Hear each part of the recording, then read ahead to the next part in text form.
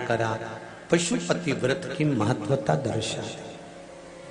अब पशुपति व्रत को समझ लेना। कई माताएं गलती करती हैं, कई माताएं व्रत को नए नए तरह से करती हैं। कोई कुछ बताता है, कोई कुछ बताता है, कोई कुछ बताता है। उस व्रत को आप समझ लीजिए, पशुपति व्रत। पशुपति व्रत 5 सोमवार का होता है। कितने सोमवार होते हैं अच्छे से समझ लेना। 5 सोमवार का व्रत है। आज अष्टमी का दिन आप लोग अच्छे से समझ लोगे तो आपको फिर कोई ये नहीं होगा कि मैंने व्रत करा और मेरा काम क्यों नहीं हुआ। उसमें अपने को अपनी गलती छांटना है कि गलती कहां हो गई। पशुपति व्रत 5 सोमवार का होता है।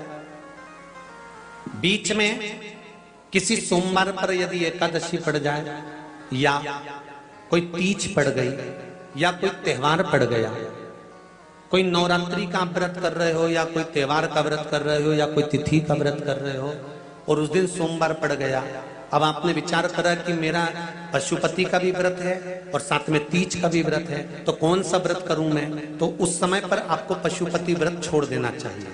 फिर आप तीज का व्रत कर लो या चतुर्थी का करती हो तो चतुर्थी का करो, छठ का करती हो तो छठ का करो, नवरात्र के व्रत करती हो तो नवरात्र के करो। 5 व्रत पशुपति होते हैं। व्रत करने के लिए जब आप निश्चित करें कि मुझे इस सोमवार से पशुपतिनाथ के व्रत करना है, जीजियों भाइयों ध्यान रखना, उस दिन सुबह स्नान करने के बाद में बड़े प्रेम से पूजन की थाली लगा लो। उसमें चंदन, अबीर, गुलाल, जो भी आप रखना चाहें, रौली, चावल, मूली, जनेऊ, पंचामृत, चाहो तो अलग अलग ले जाओ, चाहो तो एक साथ मिलाकर ले जाओ। भगवान शंकर की पूजन करो सुबह के समय पर और शिव जी का पूजन कर कर आराधना कर कर भगवान शंकर से प्रार्थना करो, हे शिव जी, हे ओगड़दानी, हे त्रिकालदर्शी, हे कैलाशी, अविनाशी, आज से मैंने पशुपति व्रत प्रारंभ करे। बाबा मेरा ये व्रत इस कार्य के लिए मैं कर रही हूं, आप स्वीकार करना। बाबा को निवेदन करना। पूजन का सामान थाली में उतना लेकर जाना कि सुबह भी काम आ जाए और शाम को भी काम आ जाए। अलग से पूजन का साहित्य में शाम को अलग से नहीं रखना। थाली में उतना ही रख के ले जाओ जितना सुबह भी काम आए और शाम को भी काम आए। बाबा को निवेदन कर कर पूजा की थाली वापस ले आओ। शाम के समय पर घर में मीठा बनाओ, 6 दिए रखो थाली के अंदर घी के, और दिए रखकर मीठा ले जाकर मंदिर में पूजन करो। शाम को स्नान कराने की जरूरत नहीं, पंचामृत स्नान की जरूरत नहीं है। शाम को तो केवल जल का छींटा दे दो, पंचामृत का छींटा दे दो, बाबा की पूजन करो। पूजन कर कर प्रसाद के पहले 3 हिस्से करो। 3 हिस्से करने के बाद फिर आप दिया लगाइए। फिर बाबा को कितने दिए लगाना है? जम के बोलो, 5 दिए लगाना है आपको शंकर भगवान को। 5 दिए लगाइए, एक एक दिया जलाते जाएं और शंकर भगवान से पहले सोमवार को दिया जलाते समय अपने हृदय की बात कहते जाएं। 5 दिए पूरे हो जाएं। छठा दिया जलाना नहीं है, उसको थाली में वापस रख लेना। दिए को थाली से नीचे उतारना जरूर। कौन से दिए को? जम के बोलो जरा। छठे दिए को मंदिर में उतारना जरूर और फिर वापस थाली में रख लेना है। प्रसाद 2 हिस्से मंदिर में छोड़ना है, 1 हिस्सा थाली में रख के ले आना है। पूजन कर कर बाबा को निवेदन कर कर वापिस आइए। शाम को जब घर में प्रवेश करो, सीधे हाथ की ओर घर में अंदर जाते समय अपना जो राइट हैंड हो, अपना जो सीधा हाथ हो, उस ओर बैठो और बैठने के बाद उस दिए को प्रकट कर लो, प्रज्वलित कर लो। वहां पर भी शिव जी से प्रार्थना करो, हमारा यह कार्य है सफल करिएगा। बाबा से निवेदन करके घर के अंदर प्रवेश कर जाओ। भोजन जब जीमने के लिए बैठो, भोजन करने के लिए बैठो, सबसे पहले जो प्रसाद लेकर आए हो उस प्रसाद को खाइए। जो प्रसाद आप लेकर आए उस प्रसाद में से किसी को नहीं देना है, आपको अकेले खाना है। उतना ही प्रसाद लेकर जाना जितना खब जाए, छोड़ना भी नहीं। सबसे पहले प्रसाद खाइए, उसके बाद में भोजन करिए। इस व्रत में सुबह आप फलहार कर सकते हो, शाम को भोजन कर सकते हो। भोजन में ये जरूरी नहीं है कि मीठा ही खाना है, नमकीन भोजन भी कर सकते हो। बस मीठा कब खाना है, जब प्रसाद का एक हिस्सा लेकर आओ तो वो एक हिस्सा आप खाओ। उसके बाद में जब भोजन करो तो नमक का करो, कोई मना नहीं, मिर्ची का करो, पर उसमें दिखावा ना करो और भोजन करें। ऐसे 5वां जब सोमवार आ जाए, बीच में अगर कोई सोमवार छूट भी जाए तो व्रत करना, पूजन मत करना। कोई रजो धर्म आ गया, रजस वाला धर्म आ गया, कोई कार्य आ गया तो उसमें पूजन करना, पूजन नहीं करना है, उसमें व्रत जरूर करना। और जब 5वां व्रत रहे और 5वां व्रत जब रहे तो उस 5वें व्रत में जब सुबह पूजन करिए और शाम को पूजन करो तो शाम को भगवान पर 108 या तो चावल के दाने, मूंग के दाने या बेलपत्र या फूल की पत्ती, जो भी 108 चढ़ा सकते हो भगवान को चढ़ाकर एक श्रीफल 11 रुपए उस पे रखकर शिव जी से निवेदन कर कर घर पर आ जाइए, दिया लगाइए और बाबा से निवेदन कर कर प्रसाद पाइए। अगर नियम से कर लिया तो मेरा विश्वास कहता है 5 सोमवार के अंदर ही आपका काम हो जाएगा, 5वें तक पहुंचोगे। ये शिव शंभु शरणे मांगू घड़ी घड़ी दुख